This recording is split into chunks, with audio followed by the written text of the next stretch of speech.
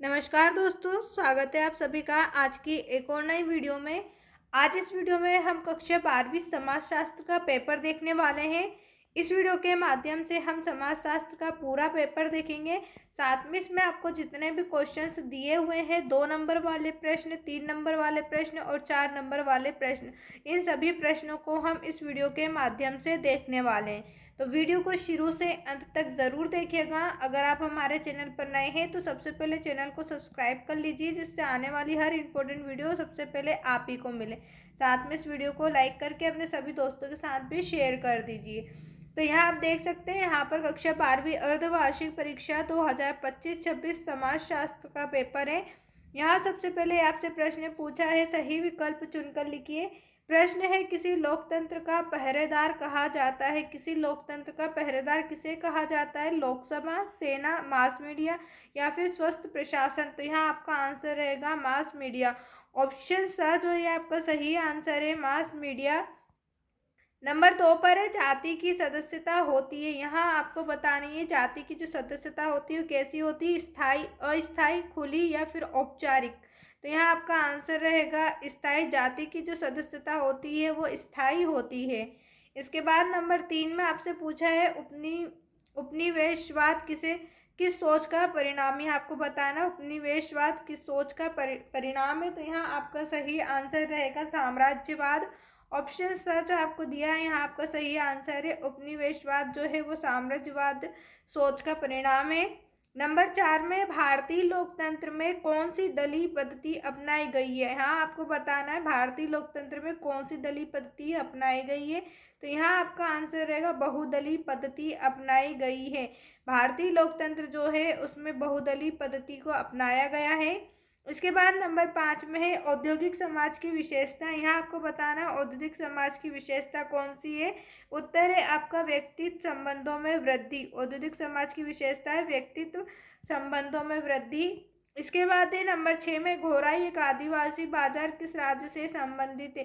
यहाँ आपको बताना जो घोराई एक आदिवासी बाजार है वो कौन से राज्य से संबंधित है। तो यहाँ छत्तीसगढ़ राज्य से संबंधित है। ऑप्शन द आपका सही आंसर है। इसके बाद प्रश्न नंबर 2 में आपसे पूछा है, रिक्त स्थानों की पूर्ति कीजिए। यहाँ पर आपको रिक्त स्थान की पूर्ति करना है। पहला रिक्त स्थान आपसे पूछा है, संस्कृतिकरण की अवधारणा ने दी है। यहाँ पर आपको नाम बताना है, संस्कृति की अवधारणा किसने दी है। उत्तर आपका रहेगा संस्कृति की अवधारणा संस्कारात्मक परिवर्तन या गतिशीलता ने दी है। इसके बाद नंबर 2 है, जनसंचार का प्रमुख साधन है। यहाँ पर आपको बताना जनसंचार का प्रमुख साधन क्या है। उत्तर आपका रहेगा टेलीविज़न, इंटरनेट। या तो आप टेलीविज़न लिख सकते हैं या इंटरनेट। जनसंचार का प्रमुख साधन टेलीविज़न या इंटरनेट है। नंबर 3 पर है, स्वतंत्र भारत का नया संविधान सन से लागू किया गया। यहाँ पर आपको सन बताना है। स्वतंत्र भारत का जो संविधान है वो कौन से सन से लागू किया गया। उत्तर है आपका 1950 से लागू किया गया। नंबर 4, भारत में अर्थव्यवस्था की नीति अपनाई गई है। तो यहाँ आपका उत्तर रहेगा मिश्रित। भारत में मिश्रित अर्थव्यवस्था की नीति अपनाई गई है। नंबर 5 है, भूमंडलीकरण से संबंधित आधारभूत नीति का नाम है। यहाँ आपको बताना है भूमंडलीकरण से संबंधित आधारभूत नीति का क्या नाम है। उत्तर आपका रहेगा उदारीकरण या फिर निजीकरण।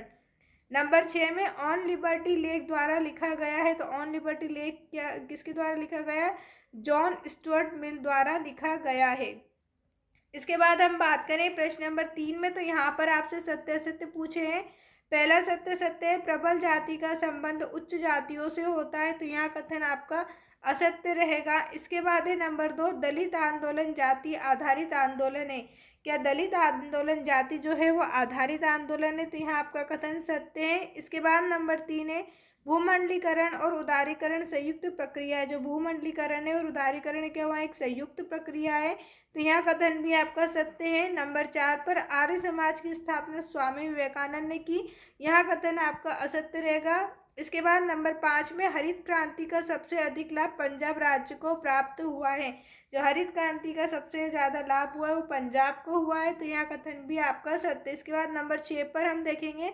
नंबर 6 करने से पहले अगर अभी तक आपने हमारे चैनल को सब्सक्राइब नहीं किया है तो सबसे पहले चैनल को सब्सक्राइब कर लीजिए। साथ में इस वीडियो को लाइक करके अपने सभी दोस्तों के साथ भी शेयर कर दीजिए।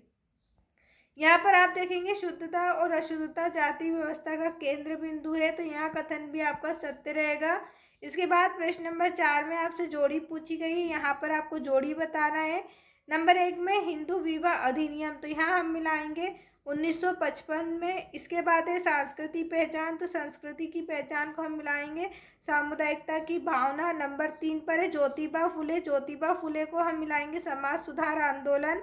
नंबर 4 में जमींदारी उन्मूलन, जमींदारी उन्मूलन को हम मिलाएंगे 1991। इसके बाद है विनिवेश नीति, विनिवेश नीति को हम मिलाएंगे सोप ओपेरा। नंबर 6 धारावाहिक की संगीतपूर्ण कड़ियाँ, तो धारावाहिक की संगीतमय पुड़िया को हम मिलाएंगे सोप ओपेरा। और विनिवेश नीति को हम मिलाएंगे सार्वजनिक उद्योग से सरकारी पूंजी में वापसी। कारबेट नेशनल को हम मिलाएंगे उत्तराखंड से। आप चाहें तो ये पीछे वाले नंबर भी नोट कर सकते हैं जोड़ी में। अब इसके बाद हम देखेंगे प्रश्न नंबर 5। यहाँ पर आपसे निम्नलिखित का एक शब्द या एक वाक्य में उत्तर पूछा है। प्रश्न है भारत में द्वितीय पिछड़ा आयोग के अध्यक्ष का नाम क्या है। यहाँ पर आपको भारत में द्वितीय पिछड़ा आयोग के अध्यक्ष का नाम बताना है। उत्तर आपका रहेगा बीपी मंडल। इसके बाद नंबर 2 में भारत में आपातकाल की घोषणा किस वर्ष की गई। यहाँ आपको बताना है भारत में आपातकाल की घोषणा कब हुई थी। उत्तर है आपका 1975। नंबर 3 है भारत में बहुसंख्यक आबादी किस धर्म की है। तो भारत में जो सबसे ज़्यादा बहुसंख्यक आबादी है वो हिंदू धर्म की है। नंबर 4 पर है social change in modern India पुस्तक के लेखक का नाम क्या है।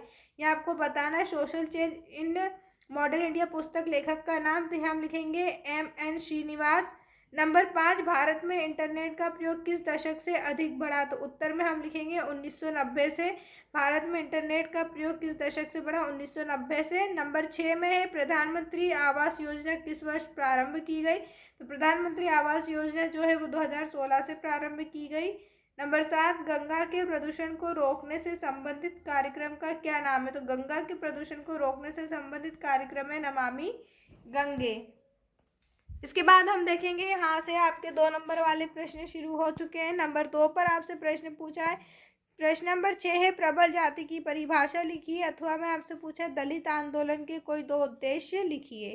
प्रश्न नंबर 7 है संस्कृतिकरण क्या है लिखिए, अथवा में आपसे पूछा है संयुक्त परिवार एवं एकल परिवार में 2 अंतर लिखिए। प्रश्न नंबर 8 है अप्रत्यक्ष बाजार किसे कहते हैं लिखिए, अथवा में है स्त्री पुरुष अनुपात का अर्थ लिखिए। प्रश्न नंबर 9 है भारत को एक धर्मनिरपेक्ष राज्य क्यों कहा जाता है, अथवा में पूछा है भारत में क्षेत्रवाद की समस्या क्यों है लिखिए।